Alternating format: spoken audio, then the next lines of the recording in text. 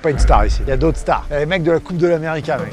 Et un casting, à bord de chaque bateau, il y a à peu près 12, 13, 14 équipes. Et quand on fait le cumul des médailles d'or, d'argent, de bronze, de Coupe de l'Américaine, machin, c'est 200 kilos de médailles ici. Depuis 3 ans, je fais toutes les courses du circuit TPX 52 sur Paprec.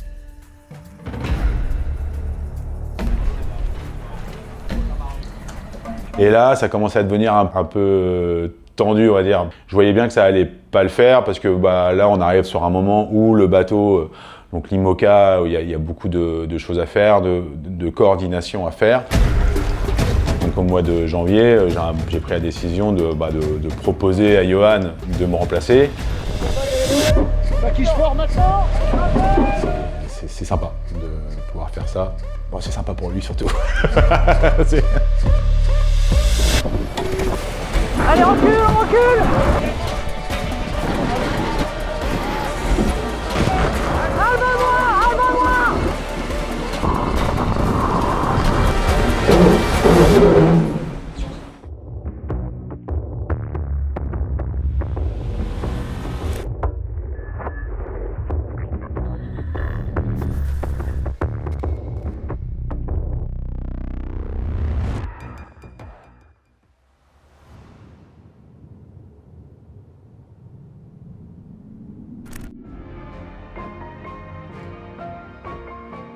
Ouais.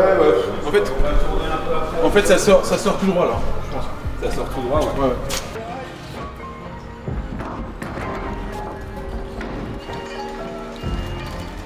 On déplace la maison à Vannes, ouais. C'est ça. Ouais. C'est en train de nous emmener le conteneur outillage pour avoir là un atelier à disposition pour monter toutes les pièces dans le bateau. Une autre page qui va se tourner là. C'est qu'on se rapproche du montage dans le bateau, donc ça va être cool.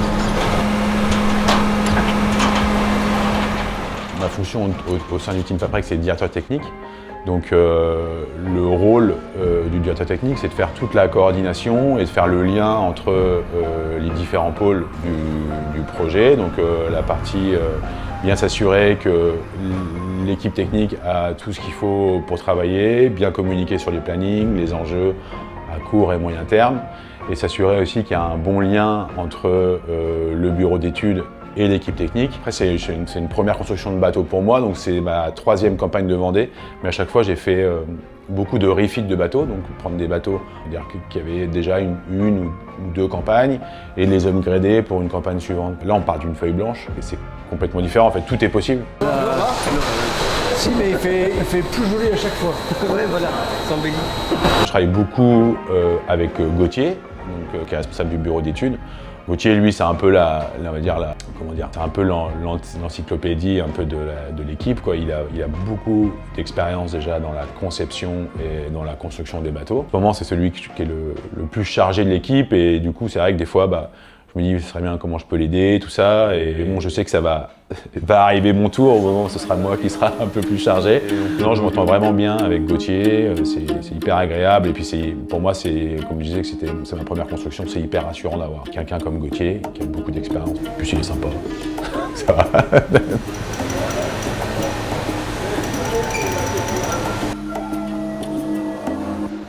Et en gros, le bateau il est truffé de mire. Et grâce au tracker qu'on a derrière, en fait, ça permet de repositionner le bateau dans son modèle. Et vu qu'on ramène une nouvelle pièce, de la mettre comme il faut par rapport à une 3D. Toutes les équipes là de multiplace ont fait tout le travail, déjà de précision, mais plutôt au laser avec des outils qu'on va dire conventionnels. Et là, Henri, il vient nous accorder le violon. Il est beau le tableau arrière, ça habille le bateau. Oui, je trouve beau, ouais, carrément. En fait, on est un peu méticuleux sur le tableau arrière parce qu'en fait, le tableau arrière, c'est les safrans. Et les safrans, c'est maintenant un peu plus que de faire de la direction d'un bateau, quoi. L'option supplémentaire, j'y connais pas trop, mais c'est de jouer sur l'écartement ou le rapprochement des bords de fuite pour que le safran au vent, avec son angle, fasse quelque chose qui soulève un peu le bateau. Bon, en tout cas, qu'il ne le soulève pas, mais qui régule un peu son assiette longitudinale. Okay. Là, ici, en bas, on a moins 6. Là, moins 5. Et de l'autre côté, moins 3,6.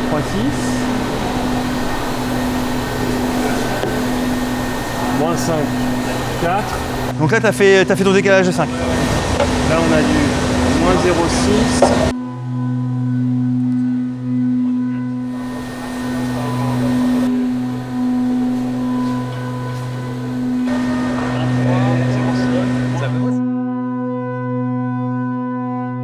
Là, ça c'est bien, vraiment enfoncer un petit peu. Oui, donc ça c'est par rapport à dans le moule.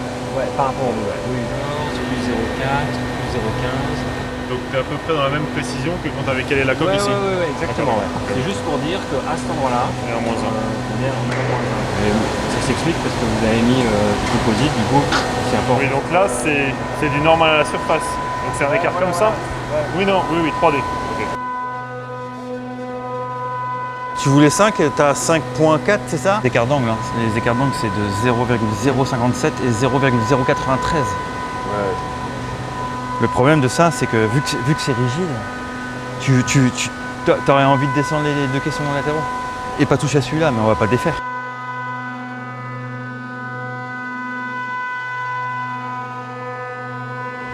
Sans compter la déformée du bateau. Avec les 6 tonnes 5 de Bastac et les 15 tonnes de réaction au palier. La question qu'on va te poser, c'est est-ce que tu crois que tu peux descendre un peu ces caissons-là sans toucher strictement à celui-là? Est-ce que le liège va avoir du bleu suffisamment pour... Ça veut dire faire sauter les strates en gros. Même si on saute les strates et les congés, À voter. c'est Tu correct. peux sortir la colle. Ça faut pas me dire. C'est grave de changer la vie. C'est bon les gars? C'est fait? Je crois. Ouais, c'est bien. Ah, après, on va se prendre la tête parce qu'on va rajouter les safrans en vrai. Ça, on fera à Lorient. Le bateau perché, les safrans en bas, et que tu me règles les safrans.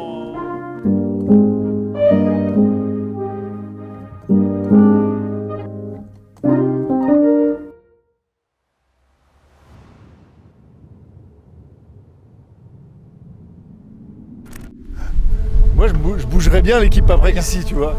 30 degrés, du vent tous les jours. C'est quoi le TP52? TP52, c'est une machine de guerre de 15 mètres, donc un tout petit peu plus petit qu'un IMOCA. Hyper toilé, hyper technique. C'est des bateaux qui existent depuis 15-20 ans.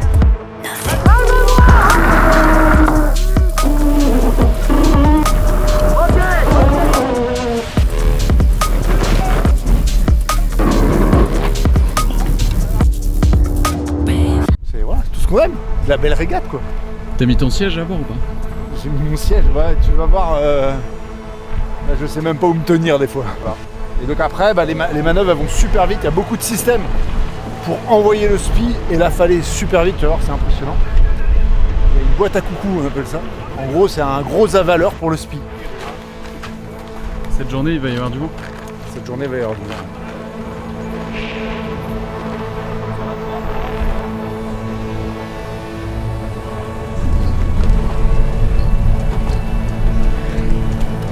Good wind, hein? Oh yeah, this is the one we like. Yes, yes. Love it. Toujours de te présenter. Oh, ben c'est mieux quand même. Bah oui. C'est ma maman qui m'a appris, faut toujours se présenter. Alors, je m'appelle Loïc Perron, cadet d'une fratrie de 5 enfants, né à Nantes, 66 ans et artisan navigateur. Non, en ce qui me concerne, j'ai la chance de faire partie d'un équipage du circuit des TP52. On est une quinzaine de bateaux en moyenne, une douzaine de nationalités, ce qui est assez génial, c'est un vrai championnat du monde de marins, des champions du monde qui n'en veut. Et ce qui est fabuleux, c'est que les bateaux qui sont pas tout à fait des monotypes, mais très très très proches les uns des autres, c'est de la bagarre au millimètre près. Alors c'est un plaisir incroyable, c'est un privilège dingue de pouvoir naviguer sur ces bateaux qui sont des bateaux de propriétaires. C'est beau, hein. C'est une invention d'hier soir. C'est la tablette, l'ordinateur à disposition. J'ai cru que j'avais donné un projet. Tu la replies comme ça? Là. Oh, les vulgaristes, hein, tu veux pas les inventer, hein. Regarde ça. Non mais, à vous. Là, je vois une pièce de musée. V0, hein, bien sûr. V0. On n'a pas trop discuté hier, mais sur le replay, là, j'ai mis le courant. Et tu vois bien le truc. Bien appuyé au bâbord comme ça, Ouais. Juste en arrière du barreur, c'est moi, le tacticien. Et juste à mes côtés, il y a un navigateur. Et depuis 2 ans, j'étais avec un garçon qui s'appelle Jean-Charles Monet, qui travaille pour le Team Paprec sur l'IMOCA, mais qui a été remplacé exceptionnellement et de manière géniale par Johan Richaud. Loïc Perron, 66 ans, légende française de la voile. Tacticien à bord de TP52 Paprec. Je suis là pour lui apporter des informations, des prévisions de vent, notre position sur le plan d'eau. Et le binôme qu'on est censé former avec Johan est tout nouveau. C'est la première fois qu'on navigue ensemble et c'est la première fois qu'on doit s'entendre parfaitement bien. Et c'est toute une alchimie quand même, hein, navigateur-tacticien, parce qu'on se mélange un peu les rôles. Il faut se répartir les rôles. Ah bah c'est bon, j'ai les pieds mouillés. 20 secondes à la ligne. C'est timing pour moi.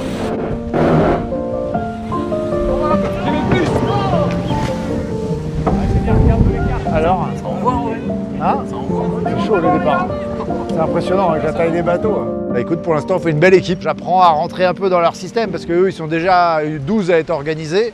Et après, dans une discussion un peu plus proche du rôle tacticien, quelle est notre prise de risque, où est-ce qu'on veut être. Donc c'est un dialogue permanent avec Loïc pour essayer de se placer au mieux et de gagner des courses, comme on vient de faire. Allez là.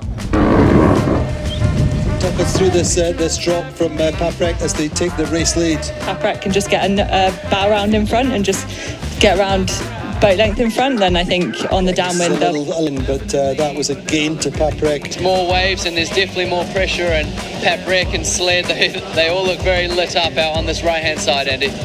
And looks like Crayola just broached, having to pull their kite. I'm not sure what happened there, but the kite is in the water. Meantime, Paprec, the French are on fire. The finish line. Hey. They're getting their first race win. A 1 and a 2 for the French team. Allez les Bleus.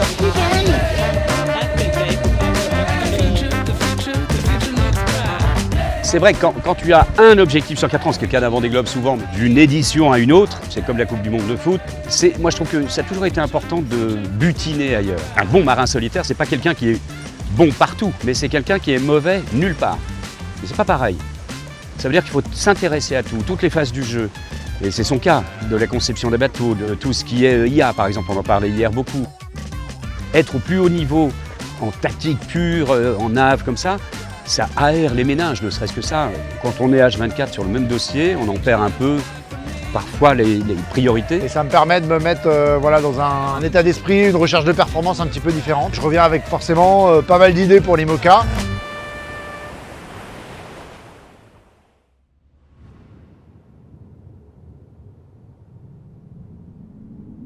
On a scindé l'équipe en deux groupes. Une partie de l'équipe composite qui réalise des pièces actuellement pour que le second groupe qui est actuellement en vacances en août puisse intégrer ces pièces dans le bateau. JC, c'est un peu le chef d'orchestre de tout ça, il nous indique un peu la charge de travail de cette équipe composite et nous on essaie de les alimenter avec ça va des petites boîtes en carbone à des pièces plus complexes. Tout ce qui était trappe de survie, trappe étanche dans le bateau, trappe de sous ta voile, ça c'était dessiné très tôt, on les a fait là, elles serviront beaucoup plus tard dans la construction du bateau, mais au moins c'est fait. La conception, la construction d'un bateau comme ça, c'est long et fastidieux, du coup on essaye d'anticiper au maximum.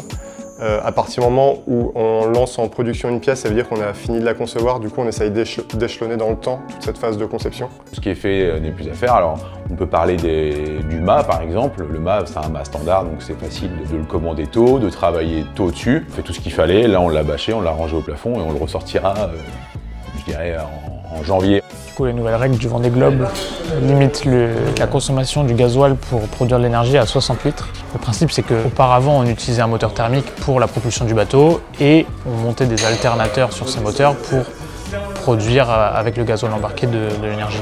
Dans notre montage hybride, le moteur de la propulsion sera un moteur électrique et à côté, on a un groupe thermique accouplé à une génératrice électrique qui nous permet de faire de l'électricité. Et tout ça, avec les batteries, ça forme une trinité qui est utilisée pour la propulsion et pour la génération d'énergie à partir du gazoil. Alors on a prévu de ponter le bateau en mi-septembre. Donc ça c'est un gros enjeu parce qu'à la mi-septembre, le clou, ça va être la pose du cockpit. Ça va aller super vite en fait. Là, on va travailler en septembre et puis après, je pense que demain, le mois de décembre, c'est vraiment demain, quoi. Donc, il y a tellement de choses qui se mettent dans le bateau, tous les jours, toutes les semaines. Le bateau, c'est vraiment. Je pense qu'on se rend pas compte que vraiment même. Ça va aller très très vite, quoi. voilà.